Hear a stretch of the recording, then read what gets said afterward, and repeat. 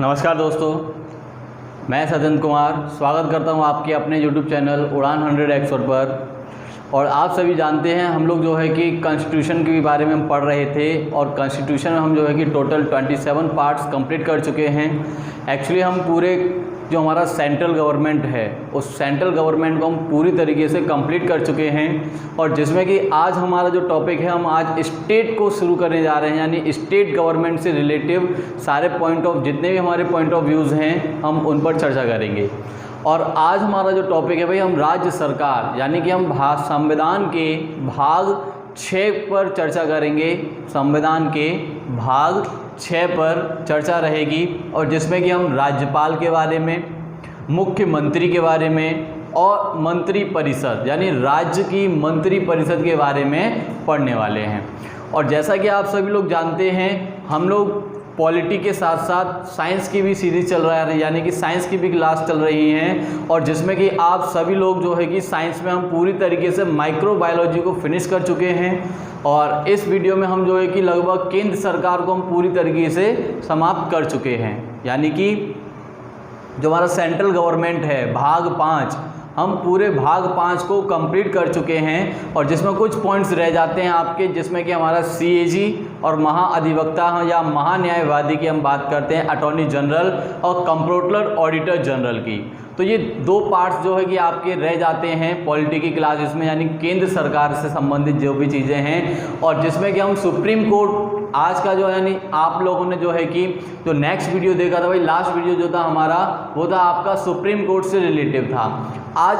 और इससे आगे जो है कि हम लोग बात करने वाले थे भाई सुप्रीम कोर्ट से, और उसी के साथ साथ और इसके बाद में और भी जब हम पार्ट सिर्फ सुप्रीम कोर्ट कंप्लीट कर चुके हैं, पूरी तरीके से हम कंप्लीट कर चुके हैं, उसकी शक्तियाँ, उसके कार्य क्षेत्र पूरी तरीके से कंप्लीट कर चुके हैं। और आज हम जो है कि स्टेट गवर्नमेंट की बात करते हैं। तो भाई स्टेट गवर्नमेंट का मतलब क्या है, यानी कि हम राज्य सरकार की बात करते हैं, यानी कि राज्य की कार्यपालिका की बात करते हैं, या हम उसकी विधायिका की बात करते हैं, या हम कह सकते हैं the executive and legislative of state की हम बात करेंगे। ठीक है भाई, यानी कि हम बात करने वाले हैं आपके राज्य कार्यपालिका, जो हमारी राज्य कार्यपालिका है।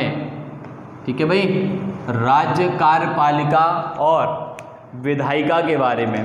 ठीक है, और विधायिका। ठीक है, कंप्लीटली समझ में आ गया होगा भाई। कार्यपालिका और विधायिका की हम लोग बात करेंगे। अगर अंग्रेजी की अगर हम बात करते तो द एग्जीक्यूटिव एंड लेजिस्लेटर। ठीक है भाई, लेजिस्लेटर ऑफ स्टेट। तो ये हम बात करने वाले हैं राज्य कार्यपालिका के बारे में।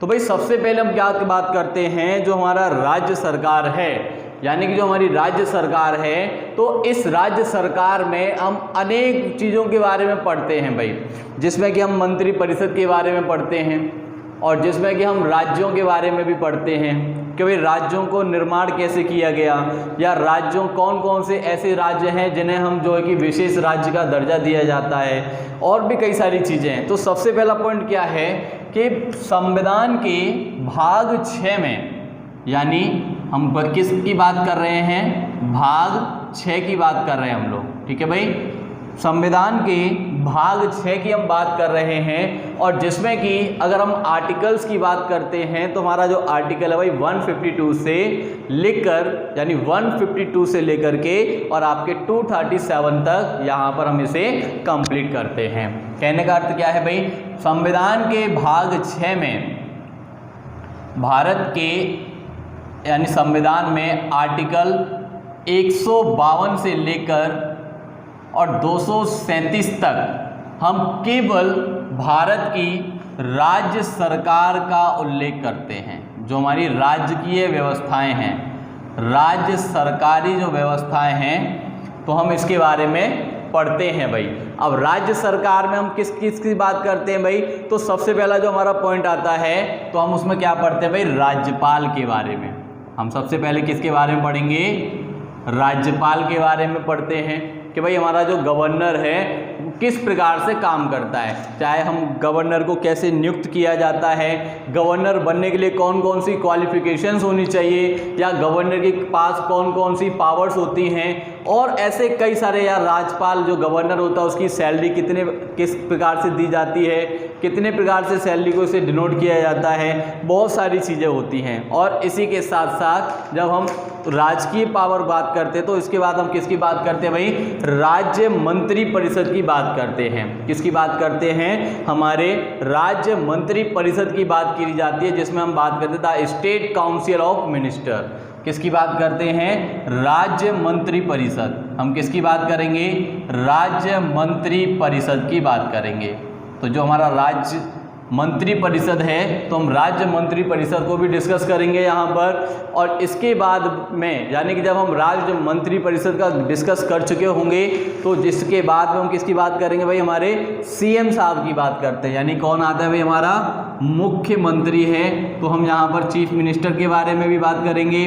और मुख्यमंत्री को पढ़ने के बाद में हम बात करेंगे राज्य के विधानमंडल की, यानी राज्य विधानमंडल को हम पढ़ने वाले थे, यानी राज्य विधानमंडल को डिस्कस किया जाएगा। राज्य विधानमंडल डिस्कस करेंगे।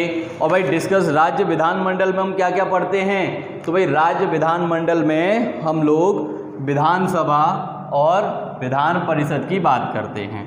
किसकी बात करते हैं हम लोग, विधानसभा और विधान परिषद को रखा गया है। समझ में आ रहा है भाई कौन कौन से टॉपिक हैं, एक तो आपकी विधानसभा है और दूसरी आपकी विधान परिषद है। तो ये दो पॉइंट हैं जो हम किसके अंदर पढ़ते हैं भाई, राज्य के विधानमंडल में। किस में पढ़ते हैं हम लोग, विधानमंडल के अंतर्गत पढ़ा जाता है। समझ में आ गया आप सभी के। अब इसके बाद में कुछ और भी चीज़ें होंगी, यानी कि हम यहाँ पर कुछ और चीज़ों पर चर्चा करेंगे। जैसे कि भाई हम लोग बात करते हैं, अगर हम यहाँ केवल राज्य सरकार से संबंधित चीज़ें हैं, ठीक है भाई, हम यहाँ पर तो इन सभी चीज़ों पर डिस्कस करेंगे। और इसमें हम जो है कि आपके, अगर हम यहाँ पर निर्वाचन आयोग, इलेक्शन कमीशन क्या होता है, तो मैं आपको दोनों तरीके से समझाऊंगा, क्योंकि निर्वाचन आयोग पे पूरा एक वीडियो होगा भाई, पूरा एक लेक्चर आपके इलेक्शन कमीशन पर होगा, जिसमें कि भाई सेंट्रल में कैसे होता है, स्टेट में क्या होता है, हम सारी चीज़ें कवर करेंगे निर्वाचन आयोग के लिए। और ऐसे ही हमारा फाइनेंशियल वित्त आयोग होता है, फाइनेंशियल कमीशन जो होती है, तो उस पर भी हम वीडियो बनाएंगे और वहाँ पर भी आपको एक लेक्चर प्रोवाइड कराया जाएगा भाई। तो बने रहिएगा साथ में सभी लोग। और आज यानी कि हम जो स्टार्ट करने वाले हैं, यानी कि हमारा जो स्टार्ट है भाई, राज्य कार्यपालिका और उसकी विधायिका, किसकी बात करें, the executive and legislator of state की हम बात करने वाले हैं। जिसमें कि हम क्या क्या पढ़ेंगे भाई, सबसे पहले तो हम बात करते हैं राज्यपाल, यानी कि राज्य सरकार के बारे में। किसकी बात करेंगे भाई, हम लोग राज्य सरकार, यानी राज्य क्या होते हैं। उसके बाद राज्यों के प्रशासक यानी कि राज्यपाल, फिर राज्य मंत्री परिषद की बात करेंगे, मुख्यमंत्री को पढ़ेंगे और विधानमंडल को भी पढ़ने वाले हैं। यहाँ तक समझ में आ रहा है सभी के, हाँ भाई सबके समझ में आ रहा है। तो ये सारे पॉइंट्स जो है कि हम यहाँ पर डिस्कस करेंगे आप सभी से, जिसमें कि राज्य सरकार, राज्यपाल, मंत्री परिषद, मुख्यमंत्री, विधानमंडल, जिसमें विधानसभा, विधान परिषद यानी एमएलए, एमएलसी का चुनाव कैसे किया जाता है, विधायकों को हम किस प्रकार से चुनते हैं। तो ये सारी चीज़ें जो है कि हम यहाँ पर डिस्कस करेंगे भाई। समझ में आ गया। जैसा कि आप सभी लोग जानते हैं, जो भारत देश है, यानी कि जो हमारा भारत देश है, ये क्या है, ये राज्यों का संघ है। जब हम पार्ट 1 कंप्लीट कर रहे थे तो मैंने आपको वहाँ बताया था कि हमारा जो संविधान के अकॉर्डिंग अगर हम भारत की बात करते हैं तो ये क्या है, एक संघ समूह राज्य है। कैसा राष्ट्र है, संघ का राष्ट्र है, यानी कि राज्यों का एक संघ है। और जिसमें टोटल अगर हम प्रेजेंट टाइम की बात करते हैं 28 कंट्री यानी स्टेट्स हैं, और जिसमें कि हमारे 9 केंद्र शासित प्रदेश हैं। कितने हैं? 9 केंद्र शासित प्रदेश हैं। तो इस प्रकार से अगर हम आगे की ओर बढ़ते हैं तो सबसे पहले हमें पता होना चाहिए कि भाई हम आर्टिकल राज्य सरकार में हम क्या क्या पढ़ते हैं और जिसमें कि हम कौन कौन सी चीज़ों को शामिल किया जाता है।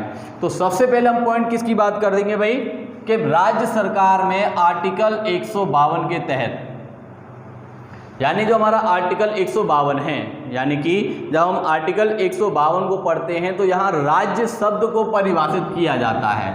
ठीक है भाई, यहाँ केवल इस शब्द को परिभाषित किया गया है, यानी परिभाषा क्या दी गई है भाई राज्य शब्द की कि राज्य है क्या। ठीक है, क्लियर हुआ? हाँ भाई, समझ में आ गया? चलिए, समझ में आ गया होगा। अब इसी के तहत यहाँ पर हम कुछ और राज्यों की भी बात करते हैं, या हम कह सकते हैं कि भाई कुछ ऐसे राज्य हैं जिन्हें विशेष प्रावधान किया जाता है। यानी आर्टिकल 152 में जो राज्य शब्द दिए हैं, स्वतंत्रता के समय भारत में 14 स्टेट थे हमारे पास और 6 केंद्र शासित प्रदेश थे। कितने थे भाई? 14 स्टेट थी और 6 केंद्र शासित प्रदेश थे हमारे। तो ये निरंतर जो है कि लगभग पूरी तरीके से वर्क करते रहे हैं। तो इसी को लेकर के जब हम आगे की ओर बढ़ते हैं तो वही प्रोसेस हम समझ में आएगा भाई किस प्रकार से हम यहाँ पर इस प्रोसेस को बनाए रखेंगे। जैसे कि अब हम यहाँ बात करते हैं कुछ विशेष राज्य के प्रावधान, विशेष राज्यों को प्रावधान। भाई कुछ विशेष राज्य थे जिन्हें यहाँ हम प्रावधान देते हैं आर्टिकल 371 से लेकर के 371 झा तक। ठीक है, 371 से लेकर के 371 झा तक हम यहाँ पर इन राज्यों की बात करेंगे जिसमें कि भाई कुछ ऐसे राज्य हैं जिन्हें विशेष प्रावधान के तौर पर राज्य घोषित किया जाता है। जैसे कि हम बात करते हैं भाई महाराष्ट्र है, गुजरात है, ठीक है, महाराष्ट्र है, गुजरात है, असम है, मणिपुर है, सिक्किम है, नागालैंड है, मिजोरम है, अरुणाचल प्रदेश हैं। तो ये ऐसे राज्य हैं जो कि भाई इन्हें विशेष तौर पर प्रावधान किया गया है। यानी पहले ये स्टेट नहीं थे, बाद में जो है कि हमने इन्हें स्टेट बनाया है। यानी स्वतंत्रता के बाद जो राज्य बने हैं वो ये राज्य थे हमारे। ठीक है, समझ में आ गया ना? जैसे कि अगर हम बात करते भाई महाराष्ट्र की, अगर हम बात करते हैं, महाराष्ट्र है, गुजरात है, ठीक है, असम है, ठीक है, गोवा है, मणिपुर, सिक्किम,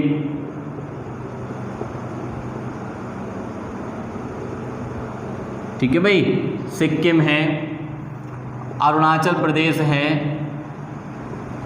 तो ये ऐसे राज्य हैं जो कि स्वतंत्रता के बाद बन करके तैयार हुए हैं।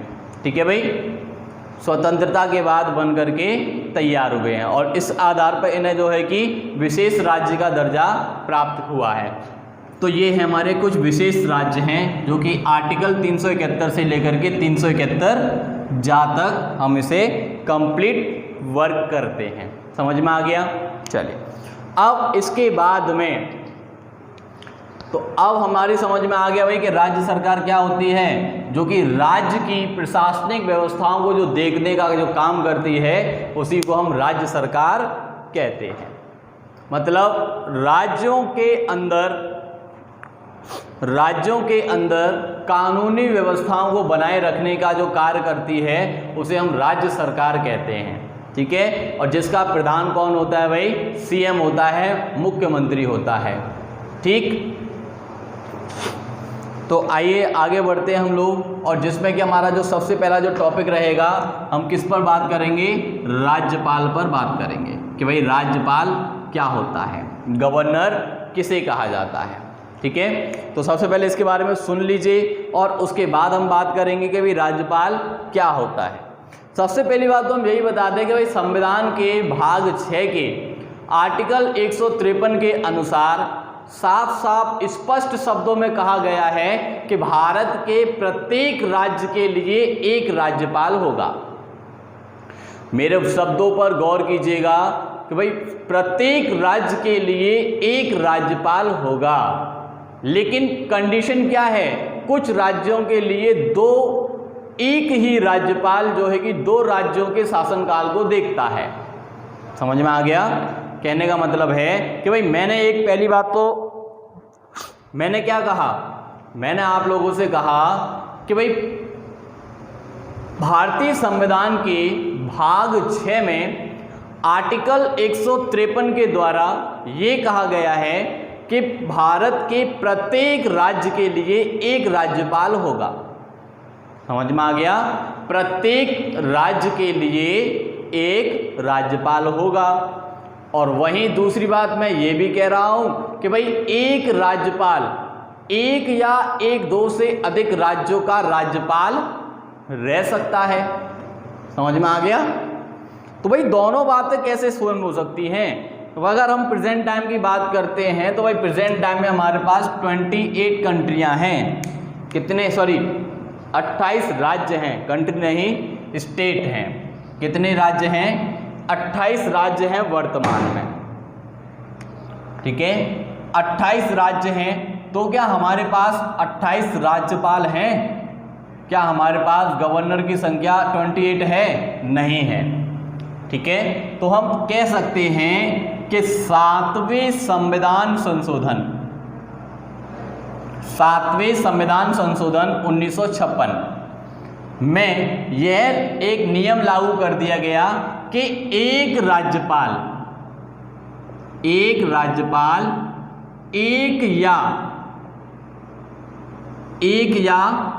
एक से अधिक, या हम कह सकते हैं एक राज्य का या 2 राज्य का राज्यपाल बन सकता है। राज्यपाल बन सकता है। ठीक है, समझ में आ गया होगा? 1 कहें, 2 कहें, 3 तक भी हम बना सकते हैं। यानी एक ही गवर्नर 3 राज्यों के प्रशासन को देख सकता है। एक ही गवर्नर 3 राज्यों के प्रशासन को देख सकता है। समझ में आ गया? हाँ भाई, क्लियर है?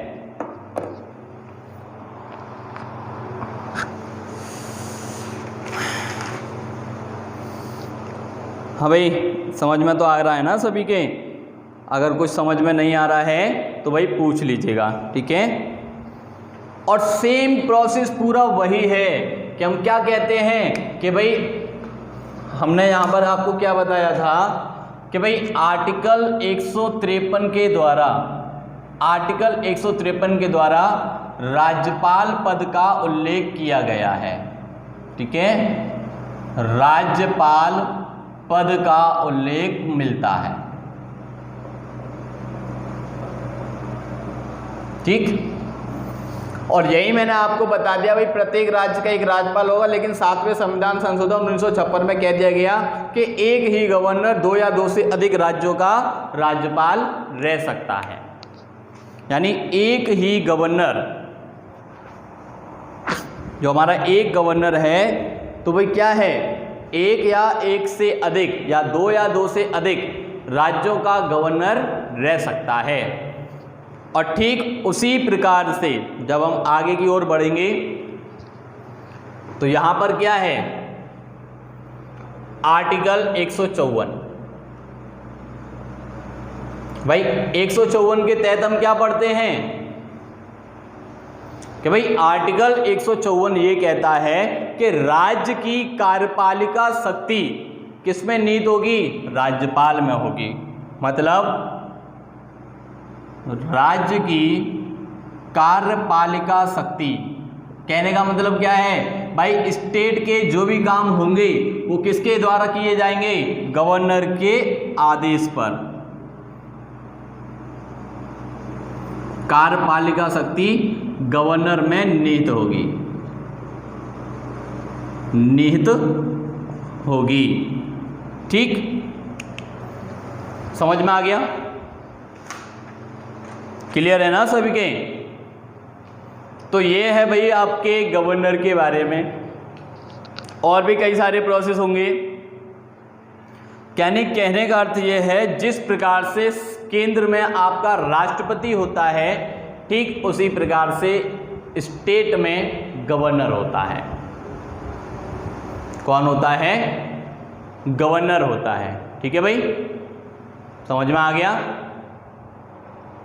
एक सेकंड,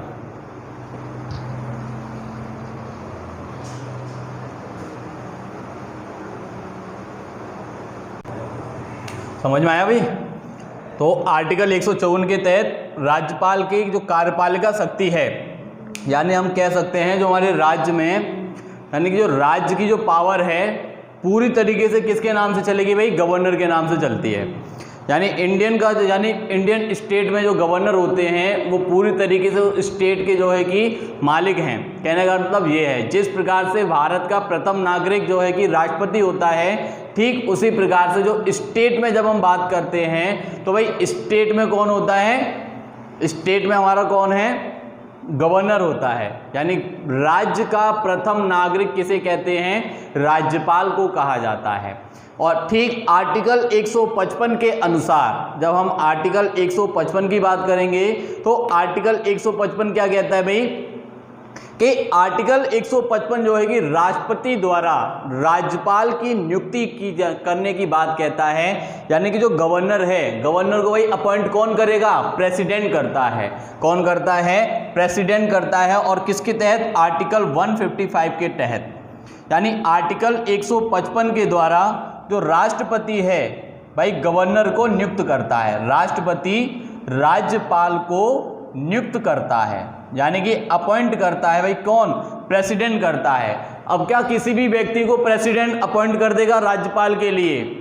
भाई क्वेश्चन ये होता है, अगर नॉर्मली आप जनरली क्वेश्चन करते हैं तो क्या प्रत्येक किसी भी व्यक्ति को हम जो है कि राज्यपाल बना सकते हैं? जी नहीं, ऐसा नहीं है, क्योंकि एक लिस्ट बनकर के तैयार होती है केंद्र सरकार के द्वारा, जो कि उन्हीं व्यक्तियों को प्रेसिडेंट को सौंपा जाता है। और जब प्रेसिडेंट सौंपते हैं तो फाइनली वर्क किया जाता है। ठीक है, उसके बाद तब जाकर के प्रेसिडेंट क्या करता है भाई? राज्यपाल को चुनने का काम करेगा। यानी प्रेसिडेंट जो है कि गवर्नर को अपॉइंट करेगा उसके बाद में, पहले से नहीं करेगा भाई, बाद में करता है। ठीक है, या हम कह सकते हैं, चलिए नेक्स्ट। अब यहां पर कुछ कंडीशंस भी होती हैं और यही रीजन है, और यही एक ऐसा रीजन है कि भाई राष्ट्रपति जो है कि जो गवर्नर होता है तो वो प्रेसिडेंट के प्रसाद पर्यंत कार्य करता है। भाई उसे नियुक्त कौन कर रहा है? प्रेसिडेंट करता है।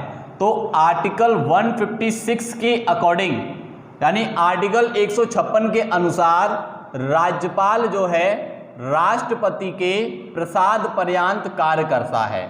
मतलब राष्ट्रपति जब चाहे उसे उसके पद से हटा सकता है।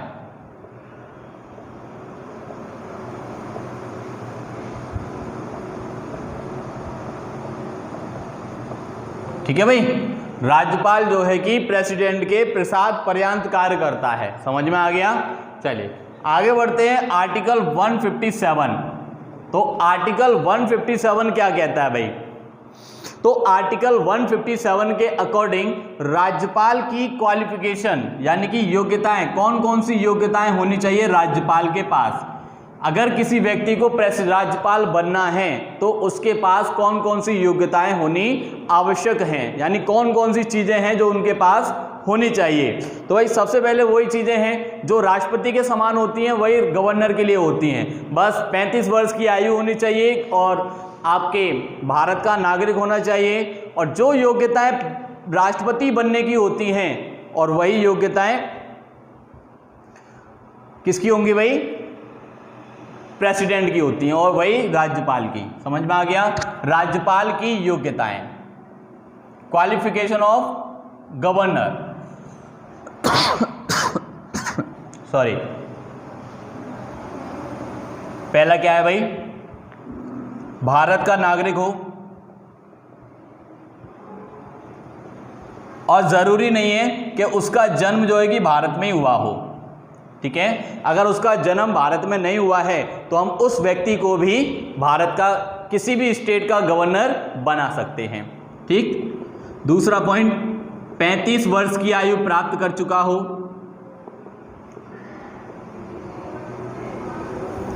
कहने का मतलब है भाई कि 35 वर्ष की आयु उसकी हो चुकी होनी चाहिए, कंप्लीट होनी चाहिए उसके 35 वर्ष की आयु। ठीक है,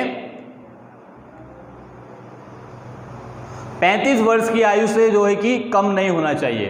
दूसरा पॉइंट, किसी भी लाभ के पद पर नहीं होना चाहिए, लाभ के पद पर नहीं होना चाहिए। ठीक है,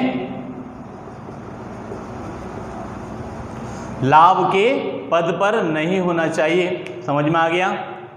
चलिए आगे क्लियर करते हैं भाई। अब हम बात करते हैं आर्टिकल 158 के तहत। समझ में आ रहा है ना आपकी? यहां एक पॉइंट और लिख दीजिएगा भाई, गवर्नर जो है कि संसद और विधानमंडल, संसद और विधानमंडल के किसी भी सदन का सदस्य नहीं होना चाहिए, किसी भी सदन का सदस्य नहीं होना चाहिए, सदन का सदस्य ना हो। ठीक है, क्लियर हो गया भाई? किसी भी सदन का सदस्य ना हो।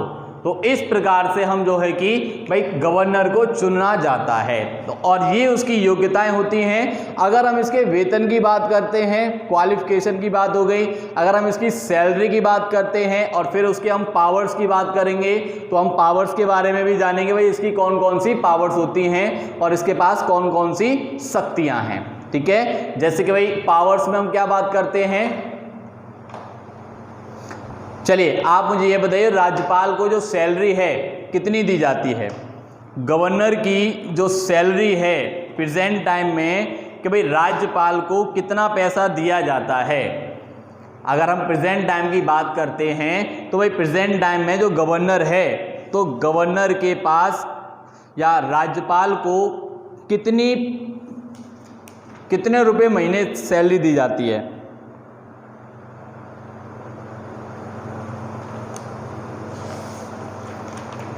हाँ भाई बताइए,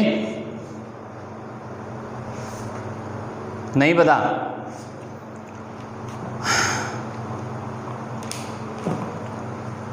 पता है भाई या नहीं पता?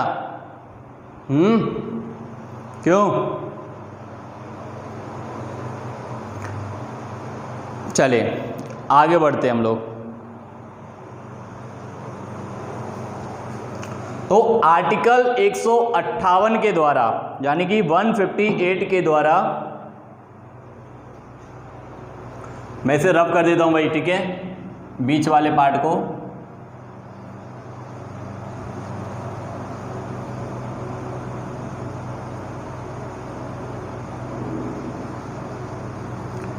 ठीक है, तो ये आपका आर्टिकल 156, 157 हो गया।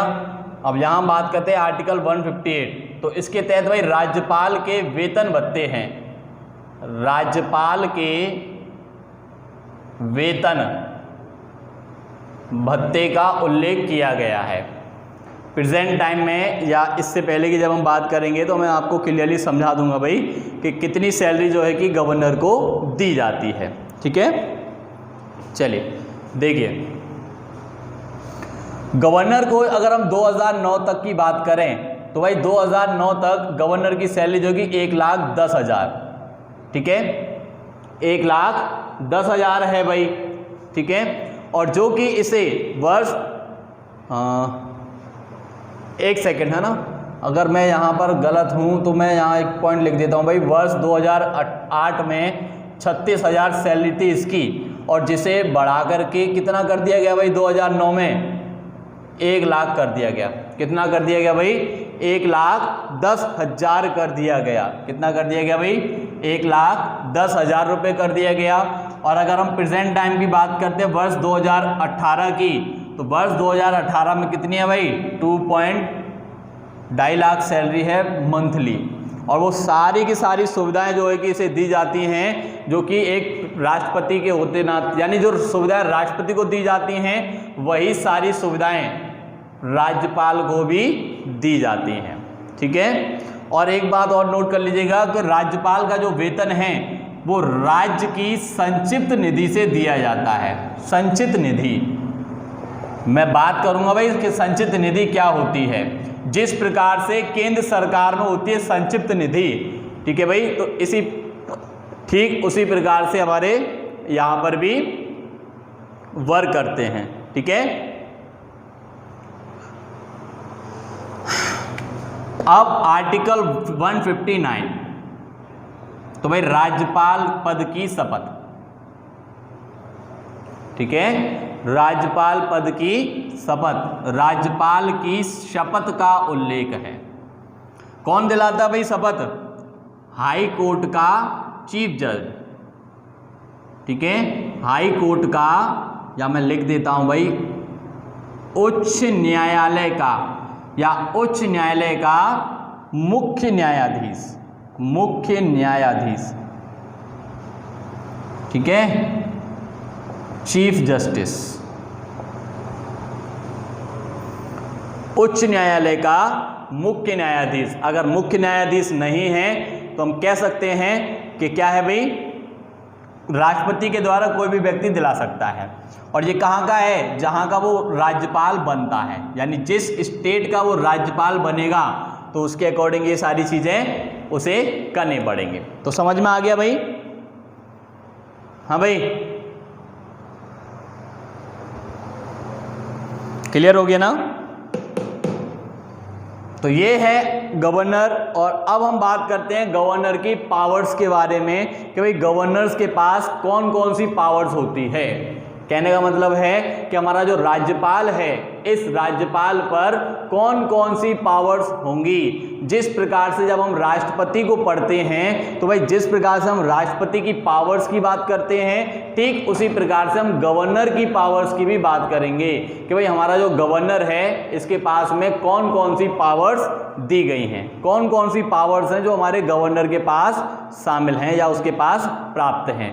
जैसे कि भाई आर्टिकल 123 के तहत राष्ट्रपति अध्यादेश जारी करता है, ठीक उसी प्रकार से राज्यपाल आर्टिकल 213 के तहत करता है। जिस प्रकार से प्रेसिडेंट को, जिस प्रकार से राष्ट्रपति को आर्टिकल 80 के तहत राज्यसभा में 12 सदस्यों को मनोनीत करता है, उसी प्रकार जो है कि भाई राज्यपाल विधान परिषद में 1/6 सदस्य मनोनीत करता है। और ठीक जैसे कि लोकसभा में भंग करता है भाई 2 एंग्लो इंडियन चुनता है, ठीक उसी प्रकार से विधानसभा में भी सदस्यों को मनोनीत करता है गवर्नर। तो समझ में आ गया होगा आप सभी के? हाँ भाई, समझ में आ रहा है ना सभी के? चलिए, तो ये था भाई हमारे राज्यपाल की पावर्स। यानी अब हमारा जो नेक्स्ट जो टॉपिक आएगा भाई वो क्या है? राज्यपाल की कार्य शक्तियां, ठीक है, राज्यपाल की शक्तियां और उसका कार्य, power and function of governor, ठीक है। आगे बढ़ेंगे, मैं सबको रफ कर देता हूं, जिसे नोट करना हो नोट कर लीजिए ना भाई, ठीक है। पूरा प्रेसिडेंट, पूरा गवर्नर हम कंप्लीट करने वाले हैं आज।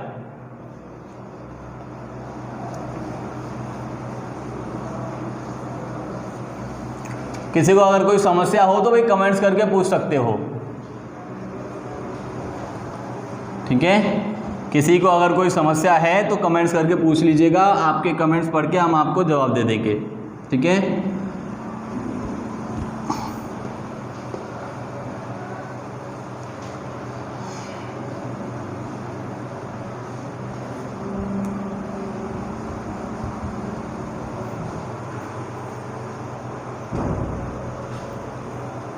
तो नेक्स्ट हमारी अगली हेडिंग क्या है भाई? राज्यपाल की शक्तियां तथा उसके कार्य, power and function of governor, ठीक है। Power of function, sorry, power and function of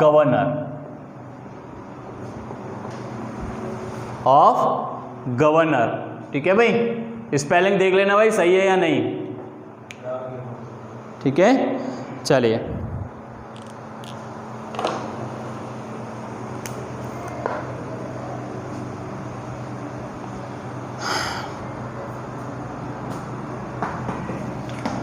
तो सबसे पहले पॉइंट क्या आता है भाई, मैंने आपको यहाँ बताया था कि हम गवर्नर की पावर्स की बात करेंगे।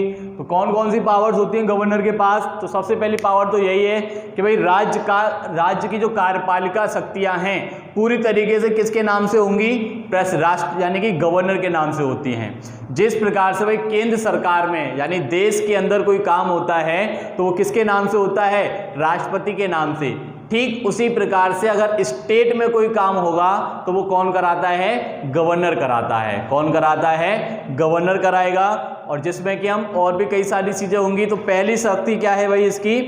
पहली पावर, अगर हम इसकी पहली पावर की बात करते हैं जैसे कि भाई आर्टिकल 154, ठीक, आर्टिकल 164, आर्टिकल 167, मैं आपको आर्टिकल बता देता हूं और उसके बाद में बस समझाता जाऊंगा भाई किस आर्टिकल के तहत कौन कौन सी पावर्स को हम यहां पर यूज करेंगे। ठीक है, 167 हो गया, 164 हो गया, 164(1) हो गया, ठीक। और इसके बाद में जब हम बात करते हैं आर्टिकल 174, आर्टिकल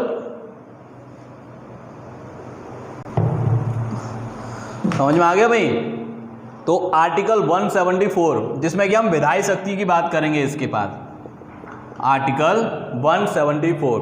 तो यहाँ पर भी हम प्रेसिडेंट, जिस प्रकार से हम प्रेसिडेंट की जो पावर्स होती हैं ठीक उसी प्रकार से हम यहाँ पर राज्यपाल की भी पावर को डिनोट करते हैं भाई। ठीक है, यहाँ पर अब जैसे कि आर्टिकल 174 हो गया, ठीक, article 176, article 176, article 200, article 213, article 213 और इसके बाद जब हम और भी कई सारे आर्टिकल्स होंगे यहाँ पर, आर्टिकल 202, आर्टिकल 202, आर्टिकल 213। ठीक है भाई, तो अब इस प्रकार से हम इसे डिस्कस करते रहेंगे। ठीक है,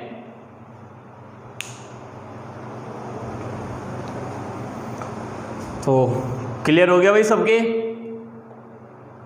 चलिए अब हम इस पर डिस्कस करते हैं कि इन आर्टिकल्स में है क्या। तो सबसे पहले हम किसकी बात कर रहे थे भाई? आर्टिकल 154। तो आर्टिकल 154 में हम क्या पढ़ते हैं? कार्यपालिका शक्ति, राज्यपाल की कार्यपालिका शक्ति। ठीक है, 164 के अनुसार यह मुख्यमंत्री को नियुक्त करता है तथा मुख्यमंत्री की सलाह पर अन्य मंत्रियों को नियुक्त करता है। यानी मुख्यमंत्री को नियुक्त करता है, मुख्यमंत्री को नियुक्त करता है। ठीक, आर्टिकल 167 के अकॉर्डिंग क्या करता है भाई? राज्य के प्रशासन से संबंधित जानकारी प्राप्त करता है। राज्य की प्रशासन शक्ति, प्रशासन शक्ति की जानकारी प्राप्त करता है, जानकारी प्राप्त करता है। आर्टिकल 174, तो भाई आर्टिकल 174 के अकॉर्डिंग क्या करता है?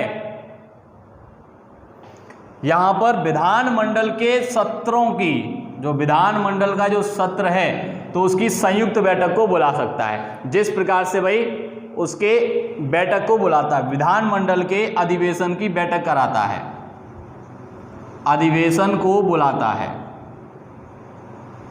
ठीक है, अधिवेशन को बुलाता है। 176 की अगर हम बात करते हैं भाई कि आर्टिकल 176 के अकॉर्डिंग क्या करता है?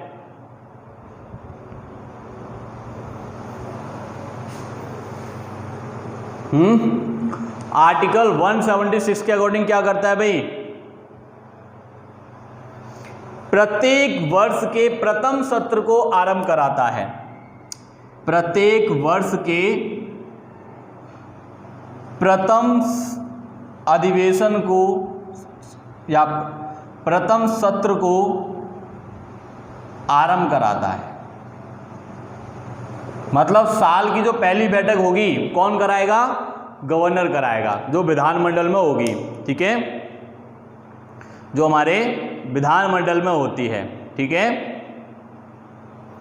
कोई भी धन विधेयक है या नहीं है, या हम कह सकते हैं कि अगर कोई विधेयक विधानमंडल द्वारा पारित किया जाता है तो वो अंतिम रूप से कौन सा उस पर हस्ताक्षर करेगा?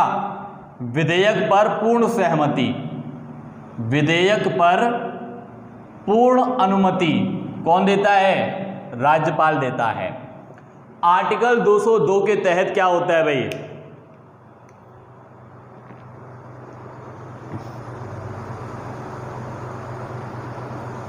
कहने का मतलब है आर्टिकल 202 के तहत भाई पूरे वर्ष का, यानी कि एक वर्ष, संपूर्ण वर्ष का आय और व्यय, संपूर्ण वर्ष की आय और व्यय की जानकारी प्राप्त करता है। किससे? वित्त मंत्री से जानकारी लेता है, वित्त मंत्री से। ठीक।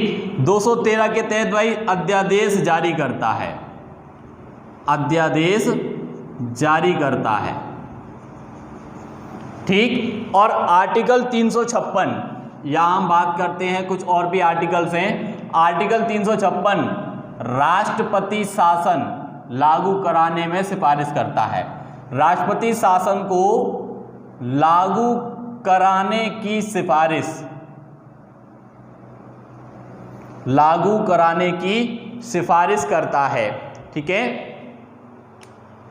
और आर्टिकल 92 के तहत निर्वाचन आयोग की, आर्टिकल 192 के तहत निर्वाचन आयोग के या निर्वाचन आयोग की सलाह पर विधानमंडल या विधानसभा या विधानमंडल के सदस्य से प्रश्न पूछ सकता है, सदस्य से प्रश्न पूछ सकता है।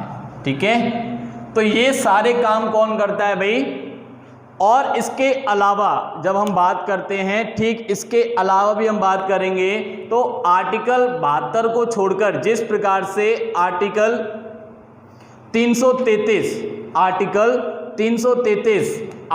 333 मैं ऊपर लिख देता हूं, आर्टिकल 333 विधानसभा में सदस्य को मनोनीत करता है, विधानसभा में सदस्य को मनोनीत करता है, मनोनीत करता है।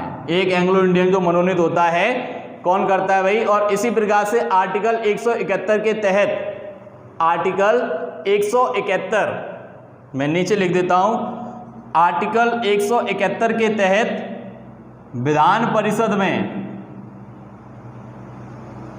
1/6 सदस्य को मनोनीत करता है। तो ये सारे के सारे वर्ग किसके हैं भाई? हमारे गवर्नर के हैं। समझ में आ गया? और इसे हम हटाने का तो आप समझ सकते ही हो। तो हम कह सकते हैं कि भाई भारत का, यानी कि अगर हम बात करें तो विश्व भारत में जो सबसे पहला जो राज्यपाल बनकर के तैयार हुआ वो कौन था भाई? श्रीमती सरोजिनी नायडू। और फिर अलग अलग स्टेट में अलग अलग तरीके से ये सब बनते रहे हैं। ठीक है भाई। और आज का जो हमारा वीडियो है यही हम इसे समाप्त करते हैं, और इसके बाद नेक्स्ट वीडियो में हम लेकर के आएंगे जिसमें कि हम राज्य की मुख्यमंत्री और उसके मंत्री परिषद की बात करेंगे। तब तक के लिए आप बने रहिए साथ में। धन्यवाद। जय हिंद।